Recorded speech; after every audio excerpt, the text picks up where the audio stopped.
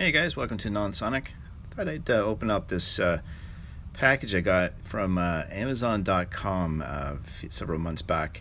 I hadn't had a chance to actually open it, so I thought I'd do this simple unboxing of this Recon Sentinel. And what's special about this is I had watched, I guess, another video on YouTube about this being, actually at the time it was supposed to be around about $8.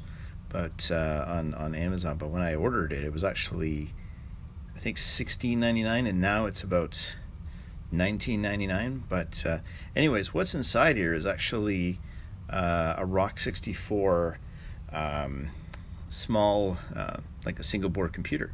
So it's a really good deal. It's kind of overlooked if you think about it. You know, when you're looking for Raspberry Pis or any of the other single board computers that tend to be pretty expensive, but for $20 at the time of this video, who knows, maybe if you're watching it several months from now, who knows, maybe the price has actually gone up. But this is some kind of security device. As I mentioned, it's called the Recon Sentinel. I'll put a link in the description down below, but it's actually not listed as that. It's listed as the Iconikal Rockchip, and it's actually using an RK3328, basically the chip on it. So it comes with a 1 gigabyte, 1 gigabyte of RAM, and it's got the 64-bit RK3328 processor. So as you can see here, it's got the board on the inside. It was a little tricky getting one of the screws out there, so I kind of ended up busting it apart, but everything was fine. And I'm not sure if I can use this screen for anything just yet, so I'm going to set that aside. And you got this wiring harness here, and everything plugging into the I/O section of the board itself. But once you got everything out, you got this you got this like full pine ROC64 with USB 3 and standard USB. It's got here a 16, like a good SD card as well, 16 gigabytes. So I mean, for $16, this thing is an incredible deal. So I was kind of blown away. It's got this SanDisk SD card in it, and here's the board itself. So if you're looking at doing some kind of project with a single board computer, and you're not looking at spending a ton of money, you can pick this one up. Let's see what you got. HDMI port on the one side here, and and here's your Ethernet and everything, and USB on the other side. So it's basically the same layout as a Raspberry Pi 3. And this one actually, as I mentioned before, it's a 1 gig model, but I'm thinking about trying to get a few more of these, and I still like to build a cluster, and you should be able to do it with one of these as well. So it may not be as ideal. Maybe having some more RAM would be good, but I don't know. I think this is a pretty good deal for $20 basically. But I'm going to see if I can load some kind of gaming software on it. Now, RetroPie doesn't seem to work on it, but let's see if we can get anything else to get set up on it. The first thing I'm going to do is actually going to format the SD card. I bought this this SD card reader, and actually picked it up from Walmart today, because I had another one, but I misplaced it, so I ended up just getting another one just in case the other one never shows up. But so I'm just gonna format the SD card, and then see what we can do to download some operating system. I'm gonna use Rufus to actually put a new OS on this card itself.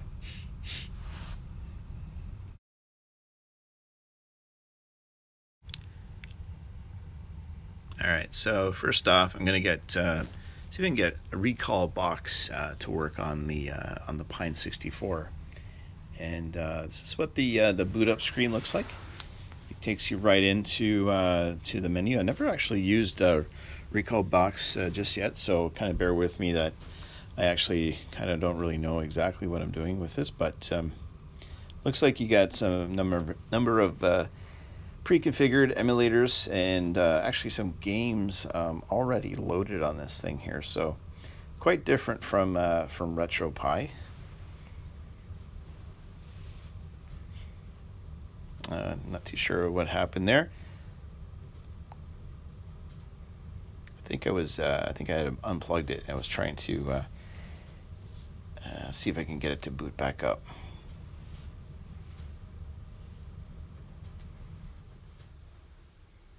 All right, let's see if we can do this again.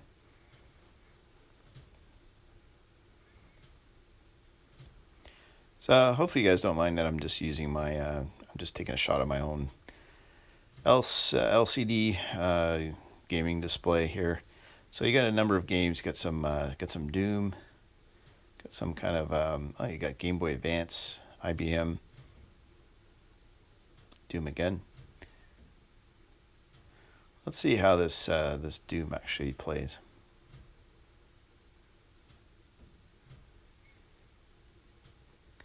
Now I realize I have to actually configure the joystick, or sorry, the gamepad actually for this. So my gameplay is not going to be that awesome, but you can definitely see how it does handle some like retro games.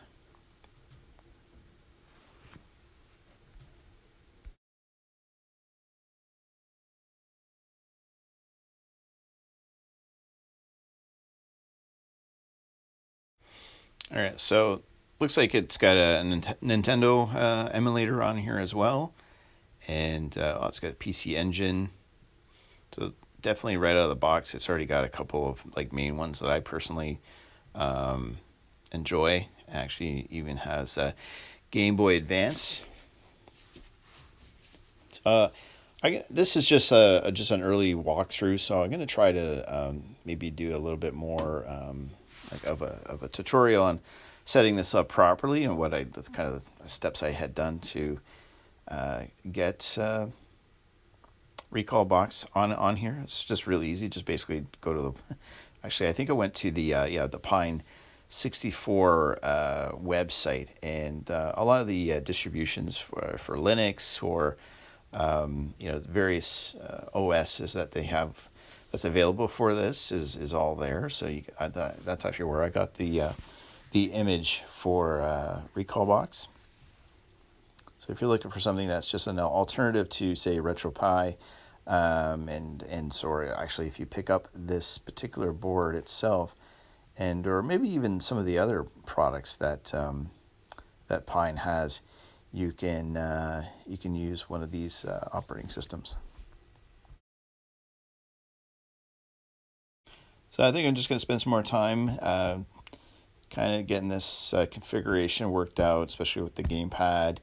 I might even try an Xbox 360 controller and see how this is. See how this experience is over in comparison to the RetroPie. I might also see if there's anything else out there that I can use to play some games or just operating system in general.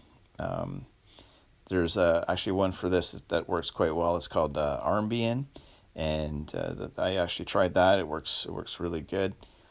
But I generally like to play more games than anything. So getting a cheap less than $20 single board computer to play some games is definitely a fun thing to do, at least in my mind. So hopefully you guys liked this video. If you're not a subscriber, please subscribe below if you're interested in seeing more single board computers or just gaming in general. That's some stuff that I like to work on. So if there's any questions about how Recall Box works, let me know in the comment section down below, and I'll try to actually work on a video to help answer some of those questions as well. So thanks a lot for checking out this one, and stay tuned for more.